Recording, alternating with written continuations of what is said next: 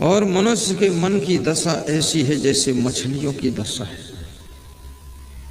जैसे मछलियां भूखी होती हैं तो तालाब के अंदर पड़े हुए कंकड़ों को भी मुंह में उठाकर रख लेती है। उनको वो कंकड़ कंकड़ नहीं दिखाई देते हैं, उनको लगता है कि ये कंकड़ भी हमारे खाने की खुराक है, तो उसको उठा के मुंह में रखती है और खाने का प्रयत्न करती है।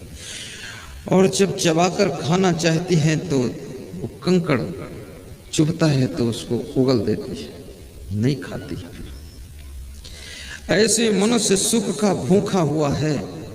ये सुख का भूखा इंसान न जाने कितने दुख के कंकड़ों को उठाकर मुंह में रख लेता है, और जब उस सुख को अंदर ले जाना चाहता है तो दुख के कंकड़ चुभते हैं तो फिर बाहर फेंकता है और फिर सुख की तलाश में निकल पड़ता है। और ऐसा करते करते उसकी जिंदगी बीतती है। खूब जोर से ताली बजाए।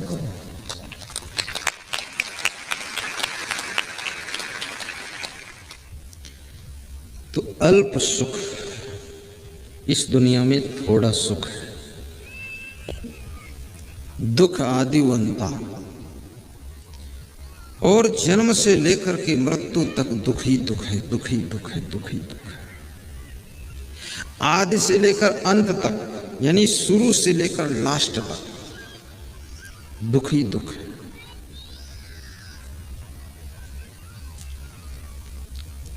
और मनुष्य का मन इस संसार में कैसे हो,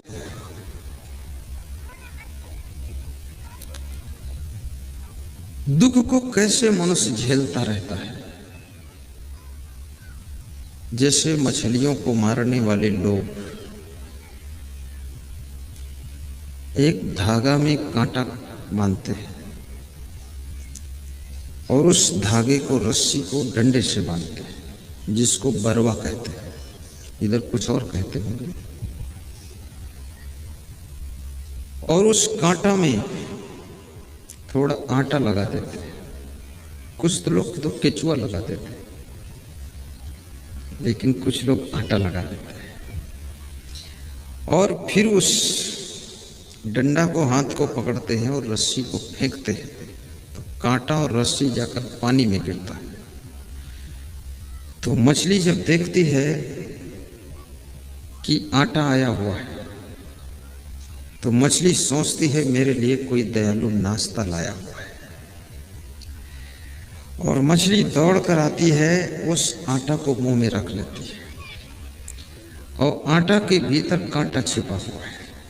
देखिए, बड़ी तरकीब से काम किया जा रहा है। आटा के भीतर कांटा है और कांटा के ऊपर आटा है। अब मछली को कांटा नहीं दिखता, वो आटा दिखता है, तो आटा समझ करके मछली उससे खा लेती है। और ज्यों ही खाती है, आटा पेट के अंदर भी नहीं जा पाता है और कांटा उसके गले में छिद जाता है।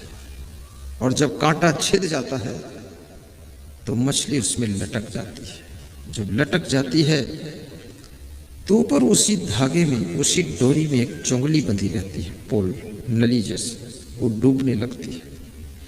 तो मछुआरा समझ जाता है कि मछली फंस गई है, तो डंडे के सहारे से रस्सी को बाहर फेंकता है और मछली भी साथ में बाहर आ जाती है।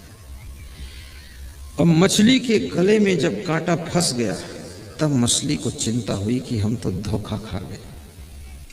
हम सोचते थे कि हम आटा खा गए, लेकिन धोखे से कांटा खा गए और कांटा फंस गया गले में। अब मछली छुड़ाने का प्रयास बहुत करती, लेकिन छूट नहीं पाती है। इस संसार में फंसना तो आसान है, पर छूटना बड़ा कठिन है। इस संसार में फंसते तो तुम हंसते हंसते हो, लेकिन रोते रोते भी छूट नहीं पाते हो। हंस हंस करके लोग फंसते हैं और फिर खूब रोते हैं तो भी नहीं छूट पाते। ये छूटने वाला फंदा ही नहीं, बहुत कठिन है। फिर मछली के मुंह से वो कांटा निकाल लेता है और आटा को भी निकाल लेता है मछुआरा, और मछली को अपने थैले में रख लेता है। इतने बड़े सरोवर में, इतने बड़े तालाब में मछली तैरती थी, फुदकती थी, क्रीड़ा करती थी, कूदती थी, उछलती थी, आनंद लेती थी, इधर घूमती उधर घूमती, मस्ती करती। अब वो मछली मछुआरा के फंदे में आ गई। अब उसको पानी भी नहीं मिल रहा है, तड़फ रही है और चिंता कर रही है कि दोबारा ऐसा हम नहीं फंसेंगे। लेकिन एक बार का फंसना जीवन से हाथ धोना हो जाता है। फिर वो मछली घर में आती है और घर में उसको काट कर, पका कर, कढ़ाई में छौंक कर लोग खा जाते हैं। लोग बड़े हिम्मती है मछली को खाने वाले लोग, क्योंकि मछली बहुत गंदी होती है। जितनी गंदी चीज है जल में, जितनी गंदगी होती, सबको मछली खाती है। लाश को मछली खाती, मुर्दे को मछली खाती, नाक थूक मछली खाती, गोबर गंदगी सब मछली खाती, सड़ा गला मछली खाती। और ऐसी मछली को जो मनुष्य खाता है तो सोचो वो कितना हिम्मती और कितना किस्मत वाला है कि एक साथ में इतनी विभिन्न प्रकार की गंदगी को ग्रहण करता है। उसकी किस्मत फूटी है। अगर उसके थाली में थोड़ी सी नाक डाल दो तो नहीं खाएगा। पत्नी के सिर का एक बाल दाल में निकल पड़े तो छोड़ देता है। हालांकि पत्नी के बाल से उसको बहुत प्रेम है। अपनी पत्नी के बाल देखता तो धन्यवाद देता, कहता धन्य है तेरे बाल, क्या पूछना है, सुनहरे बाल है। लेकिन एक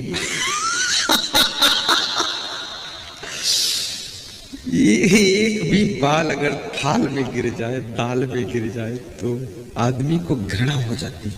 तो पत्नी भी सोचती है इसको झूठा प्रेम लग रहा है। ये कहता है तुम्हारे बाल कितने अच्छे हैं, लच्छेदार, गुच्छेदार और गुब्बारेदार। आजकल तो लड़कियां बालों को ऐसा सेटिंग करती हैं, सालों में लगाती हैं लड़कियां। इधर मोड़ना, उधर तोड़ना, इधर झुकाना, उधर झुकाना, इधर थोड़ा काट देना, उधर काट देना, बीच में बाल को फुला देना। मैं तो सोचता हूँ दिमाग तो इनके पास में है, लेकिन सारा दिमाग बालों में खो गया। अब जिंदगी जीने के लिए दिमाग बचा ही नहीं। घर कौन संभाले, सब बुद्धि तो बालों में खर्च हो गई। बाल संभालते संभालते अब घर कौन संभाले। स्त्री के मन में भी संदेह होता है कि मेरा पति मुझसे इतना प्रेम करता है और मेरे बाल से इतनी घृणा करता है, नफरत इसको। जब मुझसे प्रेम है तो बाल से भी प्रेम रखो। अगर बाल तुम्हारे दाल में निकला है तो उसको भी मुंह में धर के चूस लो, कुछ तो टेस्ट आएगा। एक पति अपनी पत्नी से कहा करता था कि तुम मेरी जान हो, तो पत्नी बहुत खुश हो जाती थी। पत्नियां बहुत खुश होती हैं यदि उनसे कोई कहे कि तुम मेरी जान हो। तो खुश क्यों होती हैं? खुश इसलिए होती हैं कि मैं इसकी जान हूं, जब चाहूंगी तो जान निकाल दूंगी। और कितनी पत्नियों ने अपने पतियों की जान निकाल भी दी है। अब जान है तो निकाल भी सकती है। तो एक स्त्री ने कहा अपने पति से कि तुम हमको बहुत मानते हो, जो तुम हमको कहते हो तुम मेरी जान हो। तो पति क्या बोला कि ये बात जो मैंने तुमसे कहा है कि तुम मेरी जान हो, ये बात मैं और भी 10 स्त्रियों से कह चुका हूं। तो उस स्त्री ने बहुत मजेदार उत्तर दिया, कहा धिक्कार है आपको, इतना झूठा प्रेम और प्यार। तुम मुझसे भी कहते तुम मेरी जान हो, 10 स्त्रियों से और कह चुके तुम मेरी जान हो, तो तुम मेरे बर हो। बर माने क्या होता है? बर माने दूल्हा होता है, बर माने श्रेष्ठ होता है, बर माने वरदान भी होता है। तुम मेरे बर हो, पति को बर कहा जाता है। तो उस स्त्री ने कहा मैं जान हूं तो तुम मेरे बर हो। तो तीसरी स्त्री खड़ी थी, उसने कहा बिल्कुल ठीक है, ये जान है तुम बर हो, दोनों मिला के जानवर हो। ठीक है अब जाओ। दोनों मिला के जानवर हो गए। जान और वर मिला तो जानवर हो जाता है। ये झूठी बातें भी मत कहो। प्रेम तो अंदर की चीज है, वो ज्यादा कहने की चीज नहीं है। प्रेम जहां पर पूर्ण हो जाता है वहां शब्दों और सेंटेंसों का अंत हो जाता है, और जिंदगी में बसंत हो जाता है, और दुखों का अंत हो जाता है, और फिर किसी संत का आगमन हो जाता है। जिंदगी धन्य हो जाती है। प्रेम आंखों से देखता है, प्रेम शब्दों से बात ही नहीं करता है।